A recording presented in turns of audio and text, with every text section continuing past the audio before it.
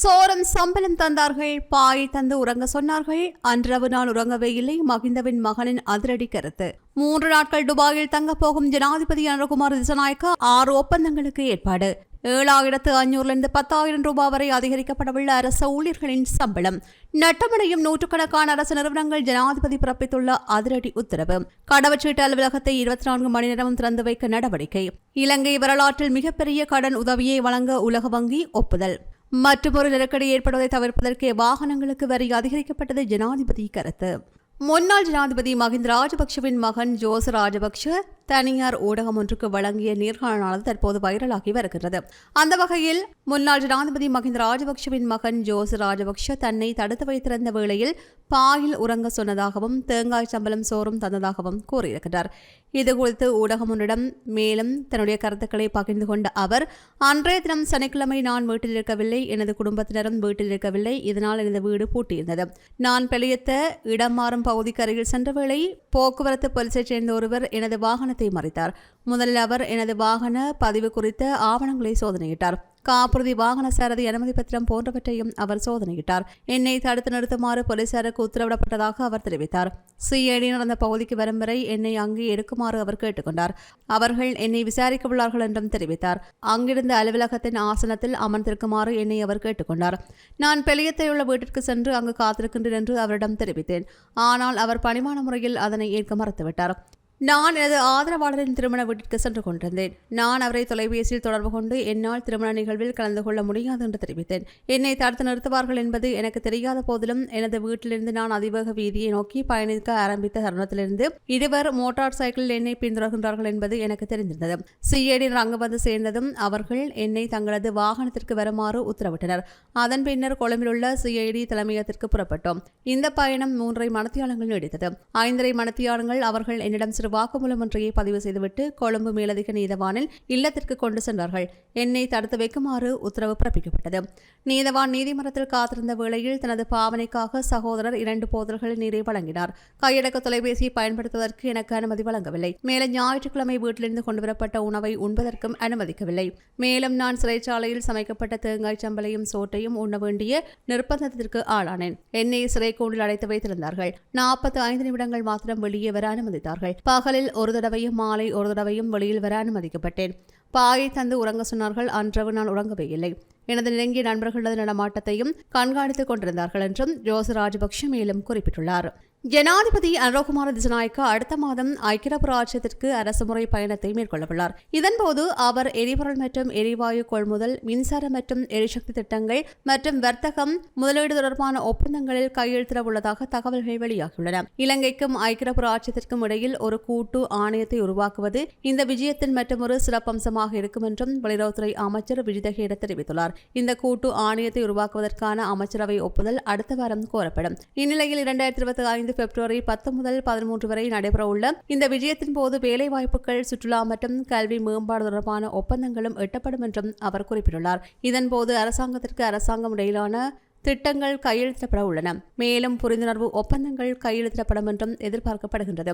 இலங்கைக்கு சாதகமான எரிபொருள் மற்றும் எரிவாயு இறக்குமதி குறித்து பேச்சுவார்த்தைகள் இந்த விஜயத்தின் முன்னுரிமைகளில் அடங்கும் என்றும் அமைச்சர் மேலும் தெரிவித்தார். துபாயில் 3,50,000க்கும் மேற்பட்ட இளைஞர்கள் பணிபுரிகின்றார்கள். இந்நிலையில் ஜனாதிபதி அனுரகுமார திசாநாயக்க துபாயில் உள்ள இலங்கை சமூகத்தினரையும் சந்திப்பார் என்று எதிர்பார்க்கப்படுகின்றது. எதிர்வரும் வரவு செலவு திட்டத்தில் அரசு ஊழியர்களின் சம்பளம் அதிகரிப்பு செய்யப்படும் என்று நிதி அமைச்சக வட்டார தகவல்கள் கூறுகின்றன. அரசு ஊழியர்களின் சம்பள முரண்பாடுகளை விசாரிக்க முந்தைய அரசாங்கத்தால் நியமிக்கப்பட்ட உதயார் சிறுவரட்ன குழு அறிக்கையின் பரிந்துரைகளை கருத்தில் கொண்டு சம்பள அதிகரிப்பு குறித்த நடவடிக்கை எடுக்கப்படும் என்று தெரிவிக்கப்படுகின்றது. இதன் அடிப்படையில் தற்போதுள்ள சம்பள அளவுகளின்படி 7,500 முதல் 10,000 ரூபாய் வரையிலான தொகை அடிப்படை சம்பளத்தில் சேர்க்கப்பட உள்ளதாக குறிப்பிடப்படுகின்றது. அத்தோடு ஒவ்வொரு சம்பள அளவுகோலுக்கும் ஏற்ப அடிப்படை சம்பள உயர்வு செய்யப்பட உள்ளதாக தெரிவிக்கப்படுகின்றது. அரசு ஊழியர்களின் சம்பளத்தை அதிகரிப்பதற்கான சூத்திரம் நிதியமைச்சரால் தயாரிக்கப்பட்டுள்ளதாகவும் நிதியமைச்சர் என்ற வகையில் ஜனாதிபதியே அதிகரிக்க வேண்டிய தொகையை முடிவு செய்வார் என்றும் நிதியமைச்சக வட்டாரங்கள் கூறுகின்றன. இருப்பினும் பிப்ரவரி மாத நிதியமைச்சர் என்ற முறையில் ஜனாதிபதியால் சமர்ப்பிக்கப்படுகின்ற 2025 வரவு செலவு திட்டத்தில் தொடர்புடைய சம்பள உயர்வு அறிவிக்கப்பட உள்ளது. வரும் ஏப்ரல் முதல் சம்பந்தப்பட்ட சம்பள உயர்வு நடைமுறைப்படுத்தப்படும் என்று தெரிவிக்கப்படுகிறது. நாடு எதிர்மறையான பொருளாதாரத்தில் இருந்த போதும் முந்தைய அரசாங்கம் ஜனவரி 2024 முதல் சம்பளத்தை 10,000 ரூபாவாக அதிகரித்தது. இந்நிலையிலேயே செலுத்த வேண்டிய ரூபாய் 15,000 நிலுவைத் தொகை இந்த ஆண்டு ஜனவரி முதல் மார்ச் வரை தலா 5,000 தவணைகளில் செலுத்த திட்டமிடப்பட்டுள்ளது. நட்டமடைந்து கொண்டிருக்கும் 113 அரசு நிறுவனங்களை மறுசீரமைக்க ஜனாதிபதி அன்றகுமார் திசாநாயக்க உத்தரவிட்டுள்ளார். கைத்தொழில் அமைச்சின் நிறுவனங்களின் அதிகாரிகளுடனான சந்திப்பு ஒன்றில் அமைச்சின் செயலாளர் திலக ஜெயசுந்தர இந்த தகவலை தெரிவித்துள்ளார். அரசாங்க நிறுவனங்களின் செயற்பாடுகள் மற்றும் முன்னேற்றங்கள் குறித்து ஆராய்வதற்காக ஜனாதிபதியினால் நியமிக்கப்பட்டிருந்த குழுவின் பரிந்துரைகளுக்கேற்ப இந்த தீர்மானம் மேற்கொள்ளப்பட்டுள்ளது. இது தொடர்பான ஆரம்ப செயற்பாடுகள் இன்னும் 2 வாரங்களுக்குள்ளாக முன்னெடுக்கப்பட உள்ளதாகவும் குறிப்பிடப்படுகின்றது. தற்போதைக்கு கடவுச்சீட்டு பெறுவதில் நிலவுகின்ற நெருக்கடிகளை குறைக்கும் வகையில் மிக விரைவில் கடவுச்சீட்டு அலுவலகத்தை 24 மணி நேரமும் திறந்து வைக்க உள்ளதாக ஜனாதிபதி அன்றகுமார் திசாநாயக்க உறுதியளித்துள்ளார். கடவுச்சீட்டு நெருக்கடியை தீர்ப்பதற்கு நாங்கள் விரைவில் நடவடிக்கை மேற்கொள்வோம். தற்போதைய கடவுச்சீட்டு நெருக்கடியானது முன்னைய அரசாங்கத்தினால் உருவான ஒன்றாகும்.